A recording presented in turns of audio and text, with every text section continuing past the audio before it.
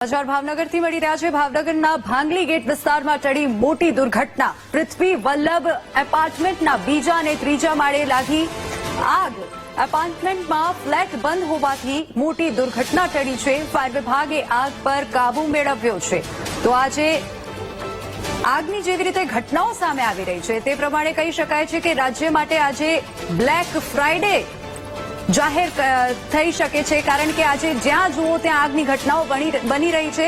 પરંતુ આજે ધૂળેટીનો આજે પર્વ છે અને કેટલાક લોકો જ્યાં પણ દુર્ઘટના બની છે ત્યાં હાજર નહોતા, એટલે સદનસીબે રાહતના પણ સમાચાર એ છે કે મોટી જાનહાનિ ટળી ગઈ છે। અને અત્યારે જે ભાવનગરના આપ દ્રશ્યો જોઈ રહ્યા છો, એપાર્ટમેન્ટમાં ફ્લેટ બંધ હોવાથી મોટી દુર્ઘટના ટળી અને ફાયર વિભાગે આગ પર કાબુ મેળવવાનો પ્રયાસ કર્યો છે। તો પૃથ્વી વલ્લભ એપાર્ટમેન્ટના બીજા અને ત્રીજા માળે આગ લાગી છે।